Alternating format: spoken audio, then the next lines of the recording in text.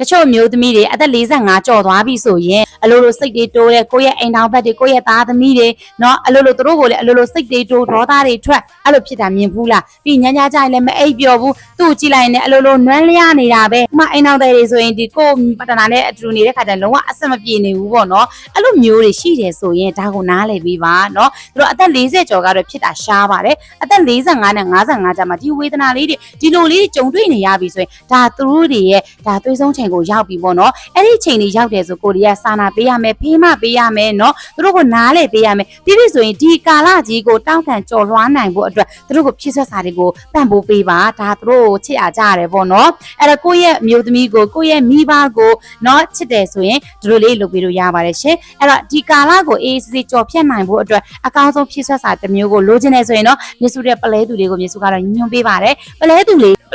ကဒီသွေးဆုံးတဲ့ဝေဒနာတွေကိုခံစားနေရတဲ့အမျိုးသမီးတွေကိုတက်တောင့်တက်တာနဲ့ဒီကာလကိုကြော်ဖြတ်စေနိုင်ပါတယ်နော်ဒါကြောင့်မလို့လေဒါလေးကိုမှီဝဲပေးပါနော်အဲ့တော့တို့ view site ပေးပါနှွေးထွေးပေးပါဖြည့်ဆွတ်စာလေးကိုမှီဝဲခိုင်းပါဖြည့်ဆွတ်စာလေးကိုပံ့ပိုးပေးပါနော်ပလဲသူတွေလိုချင်နေဆိုရင်မြစုရဲ့ TikTok CP သုံးဖို့ဒီ Viber Telegram နဲ့လာပြီးတော့မှာလို့ရပါတယ်ရှင်ကျေးဇူးအများကြီးတင်ပါတယ်ရှင်